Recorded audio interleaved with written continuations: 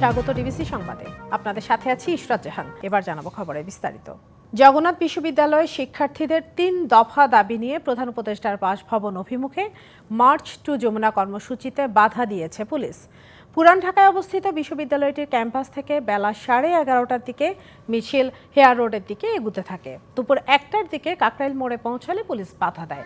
এ সময় শিক্ষার্থীদের সঙ্গে প্রথমে ধস্তাধস্তির ঘটনা ঘটে, লাঠিচার্জও করে পুলিশ। এক পর্যায়ে মিছিল ছত্রভঙ্গ করতে কাঁদানে গ্যাস ও সাউন্ড গ্রেনেড নিক্ষেপ করা হয়। এমন পরিস্থিতিতে ছত্রভঙ্গ হয়ে যায় মিছিলটি, আহত হন বেশ কয়েকজন। এক পর্যায়ে শিক্ষার্থীরা মৎস্য ভবনের সামনে অবস্থান নেন। এই ঘটনার পর থেকে ওই এলাকায় যানবাহন চলাচল বন্ধ আছে।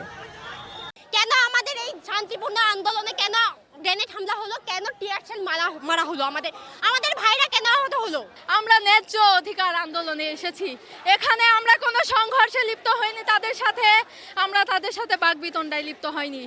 আমাদের দাবিটা কোনটা অযৌক্তিক? আমার কাছে প্রশ্ন, সবার কাছে প্রশ্ন, জাতির কাছে প্রশ্ন। জগন্নাথ বিশ্ববিদ্যালয়ের শিক্ষার্থীদের ৩ দফা দাবি নিয়ে প্রধান উপদেষ্টার বাসভবন অভিমুখে মার্চ টু যমুনা কর্মসূচিতে বাধা দিয়েছে পুলিশ। আরও জানাতে আমাদের সঙ্গে যোগ দিচ্ছেন সহকর্মী আতিক মেজবা লগ্ন। এখন কি পরিস্থিতি জানাবেন আমাদের বিস্তারিত। কিছুক্ষণ আগে যে ধস্তাধস্তি চলছিল, এই ধস্তাধস্তির পরে বর্তমানে কিন্তু পরিস্থিতি অনেকটাই এখানে শান্তিপূর্ণভাবে শিক্ষার্থীরা তাদের অবস্থান কর্মসূচি পালন করছে। তবে এই মুহূর্তে আমি দাঁড়িয়েছি বিশ্ববিদ্যালয়ের প্রক্টর এবং সেই সাথে শিক্ষক সমিতির সাধারণ সম্পাদক, তাকে নিয়ে একটু আমি আপনার সাথে সরাসরি কথা বলতে চাই। যেহেতু একটা বাধার সম্মুখীন হয়েছেন, এরপরও কোনো কঠোর কর্মসূচিতে আপনারা যাবেন কিনা? আমরা অত্যন্ত দুঃখজনকভাবে যেটা আপনাদের সামনে উপস্থাপন করতে চাই, আমাদের অত্যন্ত শান্তিপূর্ণ লং মার্চ ছিল। কাকরাইল মোড়ে আসার পরে সম্পূর্ণ বিনা উস্কানিতে এবং আমার শিক্ষার্থীদের পক্ষ থেকে কোনো প্রকারের কোনো হইচই ছিল না। সম্পূর্ণ অজ্ঞাত কারণে আমার শিক্ষার্থীদের উপরে সেখানে সাউন্ড গ্রেনেড নিক্ষেপ করা হয়েছে, কাঁদানে গ্যাস নিক্ষেপ করা হয়েছে। আমি শিক্ষক সমিতির দায়িত্বশীল সাধারণ সম্পাদক হিসেবে এগিয়ে গিয়ে হাত জোড় করে পুলিশ প্রশাসনকে বলেছি থামার জন্য, কিন্তু তারা আমাদের সাথেও খুব সুখকর আচরণ করেনি। এটা আমাদের সেই ফেসিবাদী আমলের কথাই স্মরণ করিয়ে দেয়।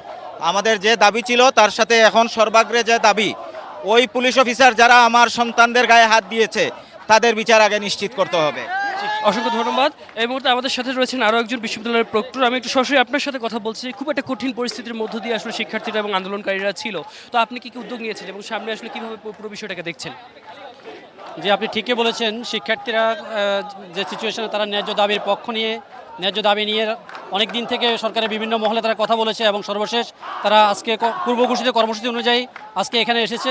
কিন্তু আসার পথে কোনো ধরনের উস্কানিমূলক আচরণ ছাড়াই তারা এখানে সাউন্ড গ্রেনেড এবং বিভিন্ন ধরনের ন্যাক্কারজনক হামলা করেছে। সেই হামলার প্রেক্ষিতে এখন পর্যন্ত শিক্ষার্থীরা শান্তিপূর্ণভাবে তারা বিভিন্ন দাবির পক্ষে অনড় অবস্থান নিয়েছে এবং এখানে অবস্থান করছে। আমরা শিক্ষার্থীদের বোঝাতে পেরেছি এবং তাদের দাবি তারা যদি পায়, তাদের দাবির পক্ষে চিকিৎসাধীন অবস্থায় রয়েছে, তাদের জন্য কি উদ্যোগ আপনি নিয়েছেন? আমরা তাদেরকে বিভিন্ন মেডিকেলের শিক্ষার্থীরা নিয়ে গিয়েছে এবং চিকিৎসার জন্য আমি ঢাকা মেডিকেলের মহাপরিচালককে ফোন করেছি যেন প্রপার চিকিৎসা পায়।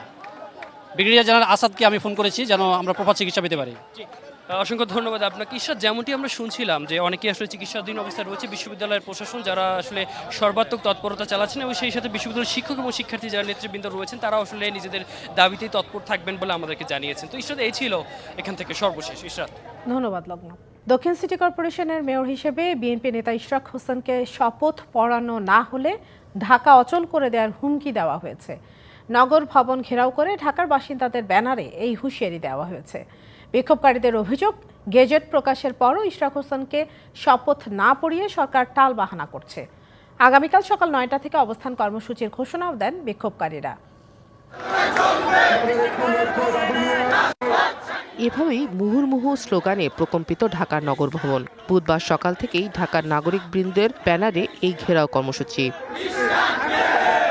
দাবি তাদের একটাই, বিএনপি নেতা ইশরাক হোসেনকে ঢাকার দক্ষিণ সিটি কর্পোরেশনের মেয়র হিসেবে শপথ পড়ানো। অবিলম্বে শপথ করিয়ে এই সিটি কর্পোরেশনে মেয়র পদে বহাল করতে হবে। আমরা মেয়র সাহেবকে ওনার দায়িত্ব বুঝিয়ে দেওয়ার জন্য বর্তমান সরকারের কাছে অনুরোধ করছি। আন্দোলনকারীরা অভিযোগ করেন, গেজেট প্রকাশের পরেও শপথ করানোর উদ্যোগ নেয়নি সরকার। 5ই আগস্টের পর নগরের অচলাবস্থা কাটাতে মেয়র হিসেবে ইঞ্জিনিয়ার ইশরাকের শপথ না হওয়া পর্যন্ত আন্দোলন অব্যাহত রাখারও ঘোষণা দেওয়া হয়। শপথ করাতে হবে, অন্যথায় আমরা রাজপথ ছাড়বো না। যতক্ষণ না পর্যন্ত ইশরাক তার মেয়র পদে আসীন না হবে ততক্ষণ পর্যন্ত আমরা এই আন্দোলন অব্যাহত রাখবো। এর আগে অনিয়ম, দুর্নীতি ও অগ্রহণযোগ্যতার অভিযোগে ফলাফল বাতিল চেয়ে 2020 সালে 3রা মার্চ মামলা করেন ইশরাক হোসেন। গেল 27শে মার্চ নির্বাচনী ট্রাইব্যুনাল তাকে মেয়র ঘোষণা করে। গেজেটের পরে শপথ পড়াবো, কার্যভার দিব, শুধু এই কথা বলতেছে আর মিথ্যা আশ্বাস দিচ্ছেন। যতদিন পর্যন্ত আপনারা শপথ না পড়াবেন ততদিন পর্যন্ত এই ঢাকা দক্ষিণ সিটি কর্পোরেশনের নাগরিক তাদের সেবার অধিকার থেকে বঞ্চিত হলে তারা রাস্তায় নেমে আসবে।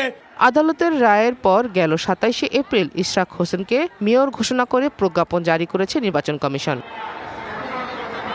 DBC news desk. ঢাকা বিশ্ববিদ্যালয়ের শিক্ষার্থী ও ছাত্রদল নেতা শাহরিয়ার আলম সাম্য হত্যার ঘটনায় 3 জনকে গ্রেপ্তার করেছে পুলিশ। বিচার দাবিতে ক্যাম্পাসে বিক্ষোভ মিছিল করেছে ছাত্রদল। উপাচার্য ও প্রক্টরের পদত্যাগের দাবি তাদের। সংগঠনের সভাপতির হুঁশিয়ারি, আগামীতে আর যদি একজন নেতাকর্মীকেও হারাতে হয় তাহলে সারা দেশে আন্দোলনের ডাক দেবে ছাত্রদল। রাজধানীর সোহরাওয়ার্দী উদ্যানে দুর্বৃত্তের ছুরিকাঘাতে নিহত হন ঢাকা বিশ্ববিদ্যালয়ের শিক্ষা ও গবেষণা ইনস্টিটিউটের শিক্ষার্থী শাহরিয়ার আলম সাম্য। সাম্য হত্যায় জড়িতদের বিচার দাবিতে বুধবার সকাল থেকে ক্যাম্পাসে বিক্ষোভ করে ছাত্রদল। পরে মিছিল নিয়ে রাজু ভাস্কর্যের সামনে জড়ো হন সংগঠনের বিভিন্ন ইউনিটের নেতাকর্মীরা। উপাচার্য ও প্রক্টরেরও পদত্যাগের দাবি তাদের। হত্যাকারীদের গ্রেপ্তার এবং বিচার দাবি করছি এবং অনতিবিলম্বে বিলম্বে ঢাকা বিশ্ববিদ্যালয়ের প্রশাসন সহ বিভিন্ন হলগুলোতে এখনো পর্যন্ত ছাত্রলীগের দোসররা এখনো পর্যন্ত হলে অবস্থান করছে। ছাত্রলীগের প্রতিটি দোসরদেরকে গ্রেপ্তার বিচারের দাবি করছি। আমরা আন্দোলনের মাধ্যমে আমরা আমাদের দাবি আদায় করব এবং এই সম্মানিত ভিসি স্যার, প্রক্টর স্যারের পদত্যাগের যে দাবি উঠেছে ছাত্র সমাজের মাঝখান থেকে, সেটি অবশ্যই তারা সম্মান দেখিয়ে আশা করছি তারা পদত্যাগ করবেন।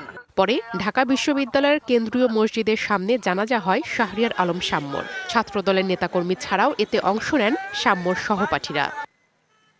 এদিকে সাম্য হত্যার ঘটনায় নিহতের বড় ভাই শাহবাগ থানায় 10 থেকে 12 জনকে আসামি করে মামলা করেন। রাজধানীর শেরেবাংলা নগর থানা এলাকায় অভিযান চালিয়ে 3 জনকে গ্রেপ্তার করে পুলিশ।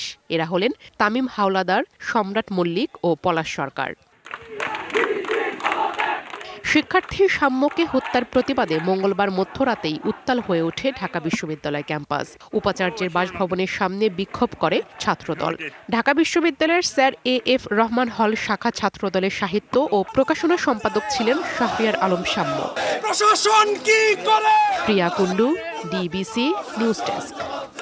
জাতীয় রাজস্ব বোর্ড এনবিআরকে 2 ভাগ করার অধ্যাদেশ বাতিলের দাবিতে এনবিআর সংস্কার ঐক্য পরিষদের ব্যানারে 3 দিনের কলম বিরতি পালন করছেন সংস্থাটির কাস্টমস, ভ্যাট ও আয়কর শাখার কর্মকর্তা কর্মচারীরা।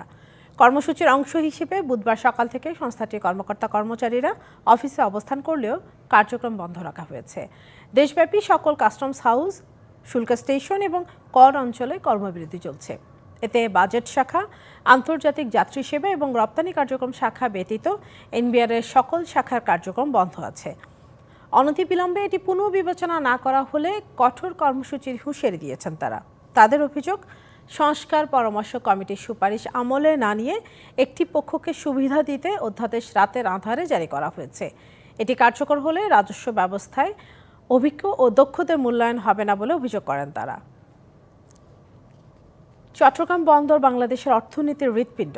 এই বন্দরকে বাদ দিয়ে দেশের অর্থনীতির নতুন পথ খোলা সম্ভব না বলে মন্তব্য করেছেন প্রধান উপদেষ্টা ডক্টর মোহাম্মদ ইউনূস। সকালে চট্টগ্রাম বন্দরে এনসিটি প্রাঙ্গণে এক মতবিনিময় সভায় তিনি কথা বলেন। 3 দিনের সফরে সকালে চট্টগ্রাম পৌঁছান প্রধান উপদেষ্টা। অন্তর্বর্তী সরকারের প্রধান উপদেষ্টার দায়িত্ব নেওয়ার পর প্রথমবারের মতো নিজ জন্মভূমি চট্টগ্রাম সফর করছেন ডক্টর মোহাম্মদ ইউনূস। সফরের শুরুতেই বুধবার সকালে শাহ আমানত বিমানবন্দরে নেমেই পরিদর্শনে যান বন্দরে। নিউ মোরিং কন্টেনার টার্মিনালে মতবিনিময় সভায় বক্তব্য রাখেন তিনি। বলেন, শীর্ষস্থানীয় আন্তর্জাতিক বন্দর ব্যবস্থাপনা কোম্পানিগুলোকে আমন্ত্রণ জানিয়ে বন্দরকে বিশ্বমানের করে তোলার উদ্যোগ নেওয়া হয়েছে। আমরা বললাম যে পৃথিবীর সারা বন্দর ব্যবস্থাপক যারা আছে তাদেরকে ডাকো। দেখলাম যে আগেই ডাকা হয়ে গেছে, কিন্তু কাজটা হচ্ছে না। আমি বারে বারে সবার কাছে আবেদন করছি এটা তাড়াতাড়ি করে হবে। 7 সিস্টার যদি এটার সঙ্গে সংযুক্ত হয় তারা লাভবান হবে, আমরাও লাভবান হব। যারা এটাতে বাদ দেবে তারা ক্ষতিগ্রস্ত হবে। রক্ত সঞ্চালন হবে না সেখানে, অর্থনৈতিক সঞ্চালন হবে না সেখানে। এটা আমাদের কারো কাম্য না, তাদেরও কাম্য না, আমাদেরও কাম্য না। আমরা চাই যে সবাই মিলে আমরা এই বন্দর থেকে এই সঞ্চালনটা পাই, শক্তিটা পাই, অর্থনৈতিক শক্তি জেগে ওঠে। ডক্টর ইউনূস বলেন, পরিকল্পনা বাস্তবায়িত হলে হাজার হাজার মানুষের কর্মসংস্থান সৃষ্টি হবে। এই কারখানা বন্দর চালাতে হলে আমাদের লোকে তো চালাবে, এটার থেকে গত্যন্তর নেই। কারণ আমাদের লোকে শিখিয়ে দিলে খুব সহজে সে শিখে ফেলে। চিন্তা করো, এক থেকে ইউরোপ থেকে শ্রমিক এনে যদি আমাদের বন্দর চালাতে হয়, ওই ব্যবসা লাভ করবে। এখানকার মানুষ দিয়ে তাকে চালাতে হবে যদি বন্দর চালাতে হয়। এই হৃৎপিণ্ডকে প্রতিবেশীদের সাথে সংযুক্ত করতে পারলে তাদের পাশাপাশি বাংলাদেশের উন্নতি হবে বলে জানান সরকার প্রধান। পরে কালুরঘাট সড়ক ও রেল সেতুর ভিত্তিপ্রস্তর উন্মোচন করেন প্রধান উপদেষ্টা। সাদ ইসলাম শামস, ডিবিসি নিউজ ডেস্ক। 9 বছর পর আজ অনুষ্ঠিত হচ্ছে চট্টগ্রাম বিশ্ববিদ্যালয়ের 5ম সমাবর্তন। প্রধান উপদেষ্টা ডক্টর মোহাম্মদ ইউনূস এই আয়োজনে সমাবর্তন বক্তা ও প্রধান অতিথি হিসেবে উপস্থিত হয়েছেন।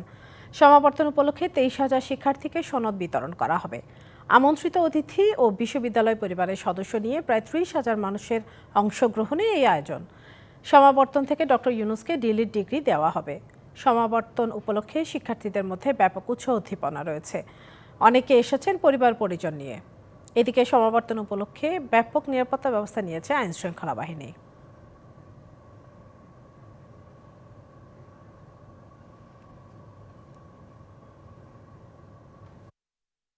ডক্টর মোহাম্মদ ইউনূস বিশ্বের একজন সম্মানিত লোক। সে আমাদের ইউনিভার্সিটির একজন প্রফেসর ছিলেন সাবেক।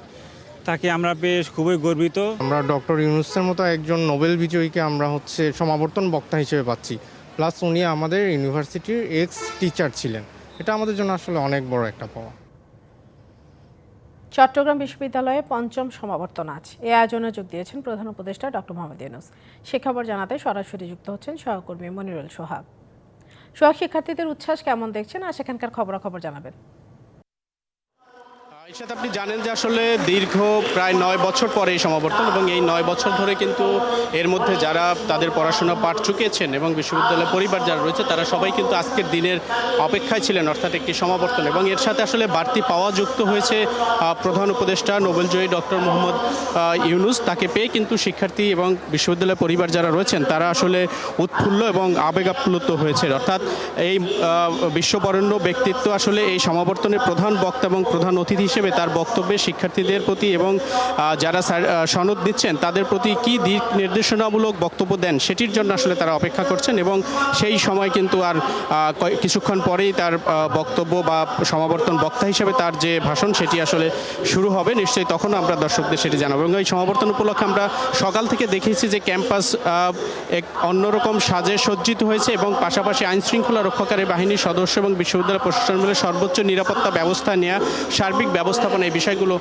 কিন্তু আমরা দেখেছি। আপনি জানেন যে প্রায় 23,000 শিক্ষার্থী যারা সাবেক এখানকার তাদেরকে সনদ দেওয়া হবে এই সমাবর্তনের মাধ্যমে, যেটি বলা হয় যে দেশের ইতিহাসে সবচেয়ে বড় সমাবর্তন এই চট্টগ্রাম বিশ্ববিদ্যালয়ের 5ম সমাবর্তন, যেটি আজকে অনুষ্ঠিত হচ্ছে। এবং ডক্টর মোহাম্মদ ইউনূসকে ডিলিট ডিগ্রি প্রদান করা হবে বিশ্ববিদ্যালয়ের পক্ষ থেকে। এর পাশাপাশি পিএইচডি এবং অন্যান্য যে সকল গবেষক রয়েছেন তাদেরকেও কিন্তু যে সনদ প্রদানের বিষয় সেটি কিন্তু এখানে রয়েছে। তো সব মিলিয়ে আসলে আমরা এই সমাবর্তন স্থলে রয়েছি। ইতিমধ্যেই সমাবর্তনের আনুষ্ঠানিক উদ্বোধন সেটি হয়েছে। নিশ্চয়ই কিছুক্ষণ পরে প্রধান উপদেষ্টা ডক্টর মোহাম্মদ ইউনূস তার ভাষণ যখন শুরু করবেন তখন ডিবিসি নিউজের দর্শকদের জন্য সেটি আমরা তুলে ধরব। তো এই ছিল সমাবর্তন স্থলের এই মুহূর্তের খবর।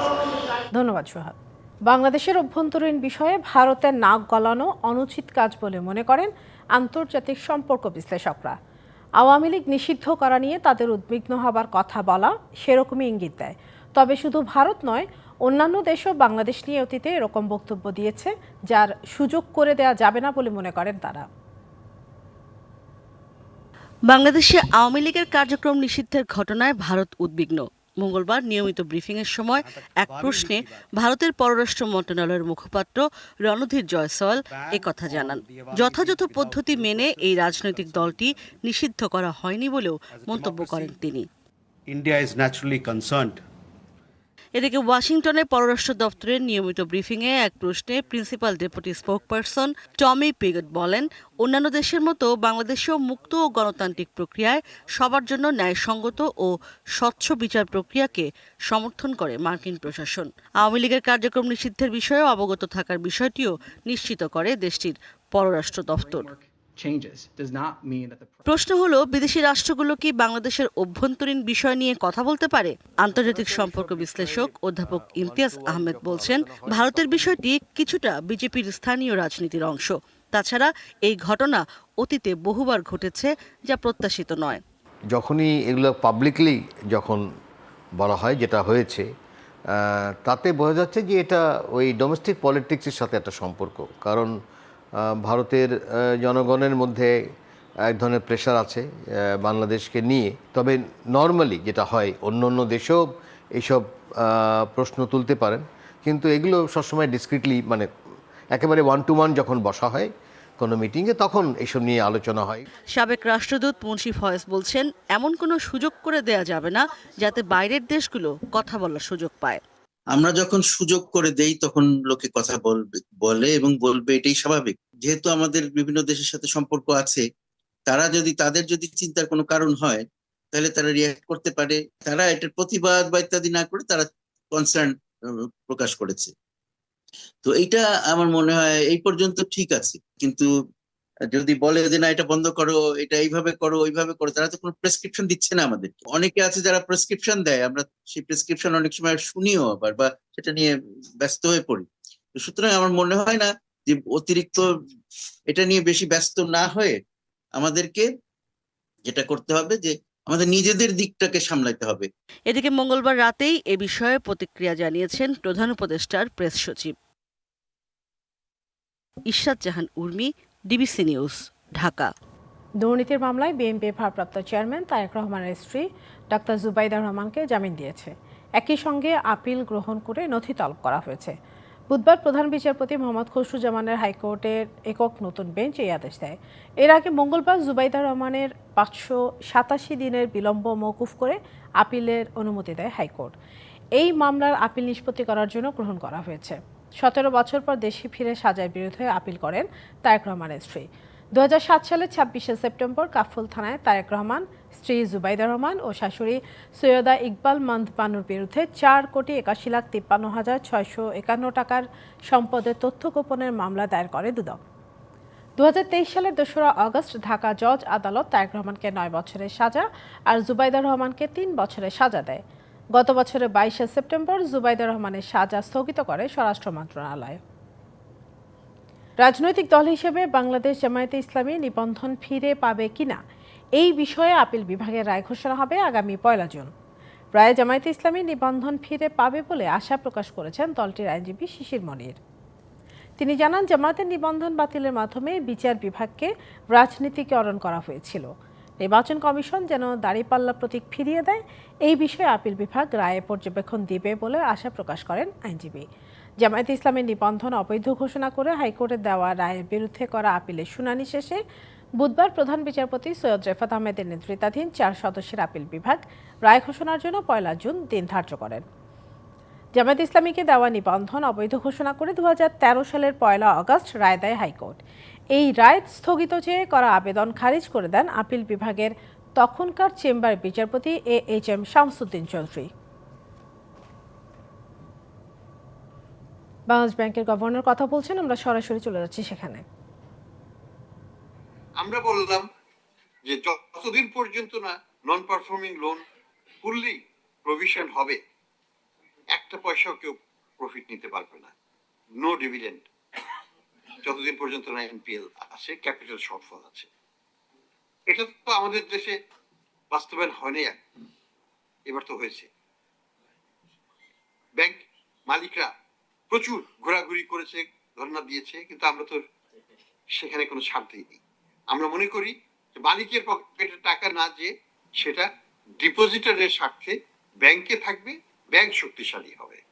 এই পলিসিগুলো আমরা সঠিকভাবে কার্যকরভাবে বাস্তবায়ন যদি করতে পারি আগামীতে আরো ফুললি, আমাদের রিস্ক বেসড অ্যাসেসমেন্ট আমাদের চালু হতে যাচ্ছে, আমরা IFRS 9 চালু করতে যাচ্ছি। এগুলো যদি আমরা পুরোপুরি ভাবে করতে পারি, বাংলাদেশের ব্যাংকিং খাতের গুণগত মান আমরা আন্তর্জাতিক পর্যায়ে নিয়ে যেতে পারব। সময় লাগবে, কিন্তু যাত্রা শুরু হয়েছে এবং যারা এখানে উল্টো পাল্টা করবে আমরা কঠোরভাবে সেই সব বোর্ডকে ভেঙে দেব। আমরা সুশাসন প্রতিষ্ঠা করে ছাড়বো ইনশাআল্লাহ। ব্যাংককে ঘুরে দাঁড়াতেই হবে, ইফ অ্যান্ড বাট বলে কিছু নাই। দ্বিতীয়ত হচ্ছে আমরা ব্যাংক রেজলিউশন আইনটা তো করেছি, আপনারা দেখেছেন, আপনারা এটা নিয়ে লেখালেখি করেছেন। এই আইনে প্রচুর ক্ষমতা বাংলাদেশ ব্যাংককে দেওয়া হয়েছে, আমরা এটাকে সঠিকভাবে ব্যবহার করব। যদি কোনো ব্যাংকের শর্টফল থাকে, যাদের থাকবে, আমরা তাদেরকে মার্জার করব, অ্যাকুইজিশন করব, নিয়ে নেব, আমরা তাদের লিকুইডেট করব, যেটা করা প্রয়োজন সেইভাবে আমরা আগাবো। বাস্তব সময় জেলায় জেলায় সংকট সমস্যা, তা থেকে উত্তরণের চ্যালেঞ্জ আর সম্ভাবনার কথা তুলে ধরতে চলছে ডিবিসি এক্সপ্রেস। বিশেষ এই আয়োজনে মতামত থাকছে তৃণমূল থেকে শুরু করে নীতি নির্ধারকদের। ডিবিসি এক্সপ্রেস আজ সারাদিন আছে চুয়াডাঙ্গায়। ডিবিসি নিউজের বিশেষ আয়োজন ডিবিসি এক্সপ্রেস আজ সারাদিন আছে এই চুয়াডাঙ্গা জেলার বিভিন্ন সমস্যার সমাধান এবং উত্তরণের নীতি নির্ধারকরা কী বলছেন বা কী ভাবছেন সেসব বিষয় তুলে ধরার চেষ্টা করছে। আমার সঙ্গে আছেন এখানকার স্থানীয় জনগণ, তারা বলবেন এখনকার যে বিষয়টি সেটা হচ্ছে যে নদী শাসন বা নদী সংরক্ষণ না করার কারণে এখানে জলবদ্ধতার সৃষ্টি, পাশাপাশি যে জনদুর্ভোগ পরিণত হয় যানজটের কারণে, সেসব বিষয় তুলে ধরার চেষ্টা করব। স্বাগত আপনাদেরকে এই ডিবিসি এক্সপ্রেসে। একটু শুরুতে জানতে চাই যে এই নদী শাসন বা নদী সংরক্ষণ করা হচ্ছে কিনা, যার কারণে আসলে জলাবদ্ধতা কতটুকু সৃষ্টি হচ্ছে? আসলে নদীর যে অবস্থা, নদীর শাসন তো নাই, দেখতেই পাচ্ছেন বা আপনারা দেখছেন কিনা জানি না, খুবই বেহাল দশা, মানে খারাপ অবস্থা, মানে তো বলে প্রকাশ করা যায় না। একটা সময় ছিল এই নদীতে আমরা দৌড়ে এসে ঝাঁপ দিয়ে গোসল করছি।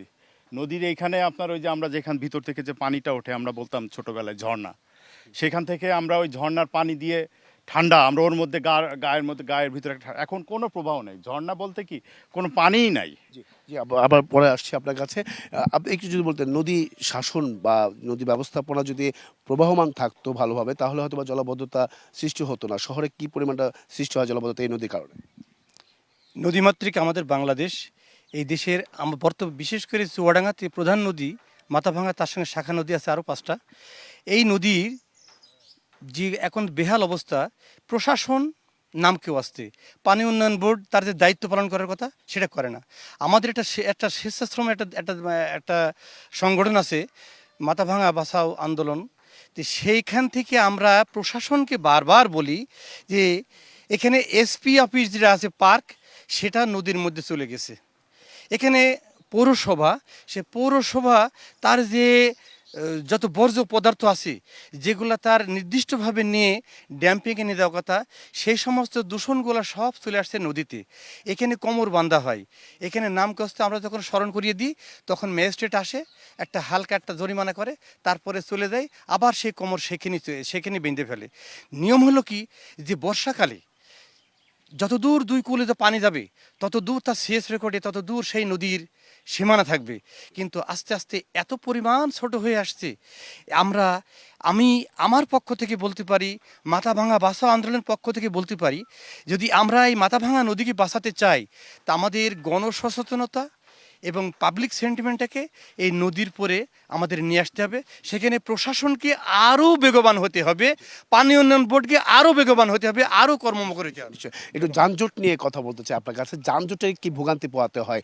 বিশেষ করে স্কুলগামী শিক্ষার্থী রয়েছে, অফিসগামী যারা আছেন, তারাও আসলে ভোগান্তিতে পড়েন এই 3 হুইলের কারণে।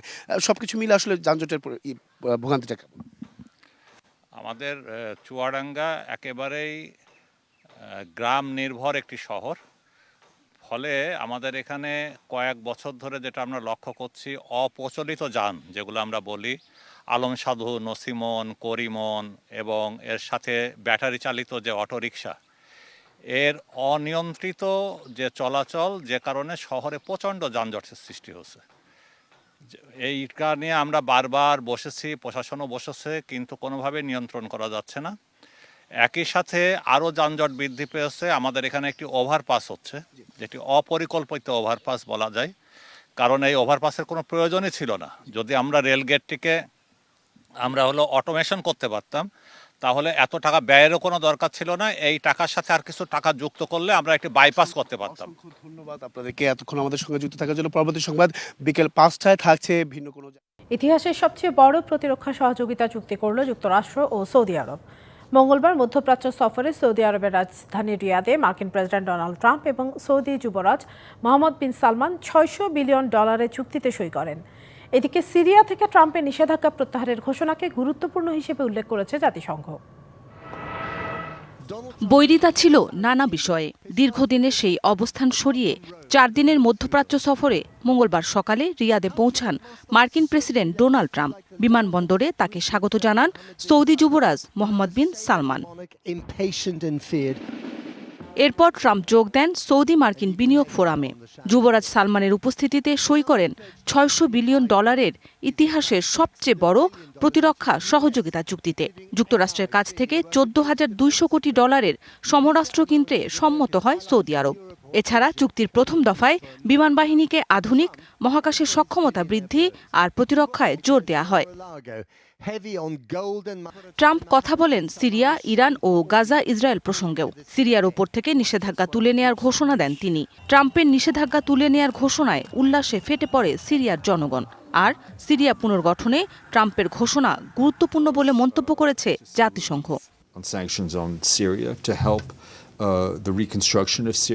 চুক্তি সইয়ের পর ট্রাম্প সৌদি যুবরাজকে বিস্ময়কর একজন মানুষ বলে প্রশংসা করেন। দুদেশের বন্ধন আগের চেয়ে শক্তিশালী বলেও উল্লেখ করেন মার্কিন president. Crown prince Salman Saudi আরবকে যুক্তরাষ্ট্রের কৌশলগত অংশীদার হিসেবে উল্লেখ করেন। এরপর কাতার সফর শেষে বৃহস্পতিবার মার্কিন প্রেসিডেন্টের সংযুক্ত আরব আমিরাতে যাওয়ার কথা রয়েছে। মৌসুমী শান্তা, ডিবিসি নিউজ ডেস্ক। দুই বৈরী প্রতিবেশী দেশ ভারত ও পাকিস্তানের মধ্যে যুদ্ধবিরতি শিথিল হলেও কূটনৈতিক উত্তেজনা এখনও চলমান। এরই মধ্যে বহিষ্কার করা হয়েছে দুই দেশের কূটনীতিকদের। এই চলমান যুদ্ধবিরতির মধ্যে এবার ভারত ও পাকিস্তান সরকার নিজ নিজ দেশে পরস্পরের হাইকমিশনের 2 কর্মকর্তাকে পাল্টাপাল্টি বহিষ্কার করেছে। তাদের পরবর্তী 24 ঘন্টার মধ্যে ভারত ও পাকিস্তান ছাড়তে বলা হয়েছে। এই পদক্ষেপ উভয় দেশের দ্বিপাক্ষিক কূটনৈতিক সম্পর্ককে আরও জটিল করে তুলেছে। এদিকে পাকিস্তান সরকার ইসলামাবাদে অবস্থিত ভারতের এক কূটনীতিককে অসঙ্গতিপূর্ণ কার্যকলাপে জড়িত থাকার অভিযোগে অবাঞ্ছিত ঘোষণা করেছে। এর আগে ভারতও গুপ্তচর বৃত্তির অভিযোগে নয়াদিল্লিতে পাকিস্তান হাইকমিশনে কর্মরত একজন কূটনীতিককে বহিষ্কার করে। খেলার খবর। আরব আমিরাত ও পাকিস্তানের বিপক্ষে টি-20 সিরিজ খেলতে দেশ ছেড়েছে বাংলাদেশ দল। প্রথম বহরে কোচিং স্টাফ সহ মোট 17 জন রওনা দিয়েছেন আমিরাতের উদ্দেশ্যে। যাওয়ার আগে আরব আমিরাতের বিপক্ষে সিরিজ জয়ের আশার কথা জানিয়েছেন হাসান মাহমুদ। লিটন, শান্ত, মুস্তাফিজরা যাবেন দ্বিতীয় বহরে সন্ধ্যা 7টায়। বাংলাদেশ ক্রিকেটের 3 নতুন তারকা, সহঅধিনায়ক হয়ে প্রথম যাত্রা মাহিরের। সাম্প্রতিক পারফরমেন্সের মতো যেন তার অবস্থা, মুখে নেই হাসি, কপালে চিন্তার ভাঁজ। শামীম অবশ্য হাসি মুখে আশ্বাস দিয়ে গেলেন। পঞ্চপাণ্ডবের কেউ নেই, বিমানবন্দরে সমর্থকদের ভিড়ও নেই, নেই সেলফি আবদার। ক্রিকেটারদের জন্য শুধু সংবাদকর্মীদের আগ্রহই দেখা গেছে। প্রথম বহরে 17 জন বিমান ধরেন। লিটন, মুস্তাফিজ, শান্ত, হৃদয়ের মতো সিনিয়ররা দ্বিতীয় বহরে। জুনিয়রদের সকালের ঘুম নষ্ট করে আমিরাতে রওনা দিতে হয়েছে। রানা, রিশাদ, ইমনদের সাথে গেছেন হেড কোচ সিমন সহ সাপোর্ট স্টাফরা। প্রত্যাশা এখন আমরা জিতে আসবো ইনশাআল্লাহ। পাকিস্তান সিরিজটা আছে, ওটার জন্য যদি হয় আর কি, সেক্ষেত্রে আপনাদের কি চাওয়া থাকবে? আমরা সিরিজ জেতার চেষ্টা করবো ইনশাআল্লাহ। আমিরাতে 2 দিনের অনুশীলন করে নামতে হবে টি-20 সিরিজে, যে সিরিজে পাওয়ার চেয়ে হারানোর সংখ্যা বেশি। 17 ও 19 মে হবে 2টি ম্যাচ। সেখান থেকে বাংলাদেশ দলের যাওয়ার কথা পাকিস্তানে। পরবর্তীতে সূচিতে বাংলাদেশ পাকিস্তানের খেলার কথা 5 ম্যাচের সিরিজ। এই 2 সিরিজ দিয়ে বিশ্বকাপের প্রস্তুতি শুরু করতে চায় বিসিবি, যেখানে লিটন, মাহাদির অধিনায়ক জুটি ও ব্যাটিংটাতে নজর বেশি থাকবে ম্যানেজমেন্টের। Mamunur Rashid, DBC news, Dhaka. DBC সংবাদে এই ছিল এখনকার মতো। ডিবিসি নিউজের সংবাদগুলো পড়তে ভিজিট করুন dbcnews.tv আর ভিজিট করুন ডিবিসি নিউজের ফেসবুক পেজ এবং ইউটিউব চ্যানেল।